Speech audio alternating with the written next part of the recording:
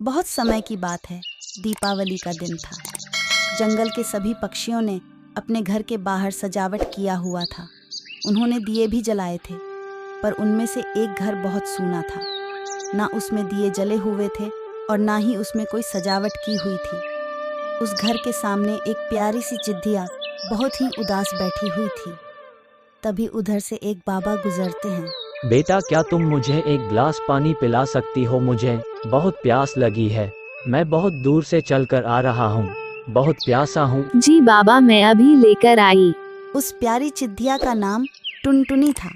टुनटुनी चिट्ठिया घर के अंदर जाती है।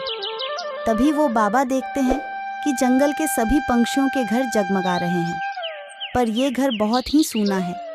यहाँ कोई भी दीप नहीं जला है। तभी वहाँ टुनटुनी चिट्ठिया एक गिलास पानी लेकर आती है। बाबा खुशी खुशी पानी पीते हैं और पानी पीकर टुनटुनी से कहते हैं, अरे बिटिया, आज क्या बात है? तू इतनी उदास क्यों है? आज तो खुशियों का माहौल है, सभी के घर दियों से जगमगा रहे हैं, पर तुम्हारे घर तो एक भी दिए नहीं जले हैं। क्या बात है बिटिया, क्या परेशानी है? कुछ परेशानी हो तो बताओ। बाबा, मैं बहुत गरीब हूँ, मेरे पिताजी भी नहीं हैं। बस एक माँ है जो सारा दिन दूसरे के घरों में काम करती है, तब जाकर हमें 2 वक्त की रोटी नसीब होती है। पैसे की कमी होने की वजह से मैं स्कूल को पढ़ने तक नहीं जा पाती। अब तुम ही बताओ भला, इस गरीबी में हम दिवाली का त्योहार कैसे मना सकते हैं? अरे बिटिया, तू गरीब है तो क्या हुआ? तू एक नेक दिल की चिड़िया है। मैं तुम्हारे संस्कारों से बहुत प्रसन्न हुआ और आज दिवाली के दिन मैं तुम्हें एक उपहार देता हूँ। इतना बोलकर वो बाबा जी टुनटुनी चिट्ठिया को एक जादुई दिया देते हैं। दिए में से बहुत तेज रोशनी निकल रही थी। दिया देते हुए वो बाबा टुनटुनी से कहते हैं, बिटिया, यह एक जादुई दिया है। ये तुम्हारी हर एक इच्छा को पूरी करेगा। पर एक बात का ध्यान रखना, जब तुम इस जादुई दिया से कुछ मांगना तो बाहर वाला इसे ना देखे। अगर कोई बाहर वाला तुम्हें इससे मांगते कुछ देख लेता है तो इसकी जादुई शक्तियाँ गायब हो जाएंगी। इतना बोलकर वो बाबा भी गायब हो जाते हैं।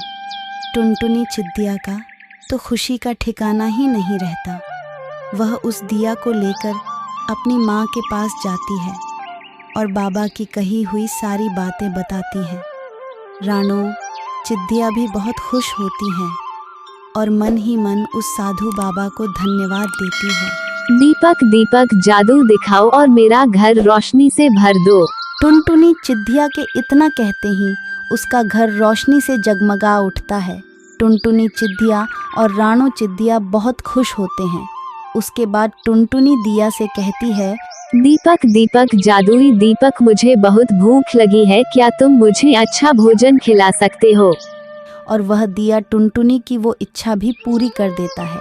उसके बाद टुनटुनी उस दिए से कहती है, दीपक दीपक, जादुई दीपक, मेरी माँ के लिए एक अच्छी सी सिलाई मशीन ला दो, जिसके बाद मेरी माँ को दूसरों के घरों में काम ना करना पड़े।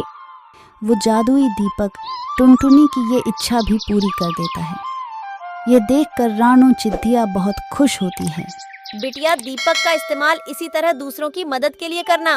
देखते ही देखते अब रानो चिट्ठिया की हालत में सुधार होने लगता है और टुनटुनी चिट्ठिया भी अब पढ़ने के लिए स्कूल जाया करती है।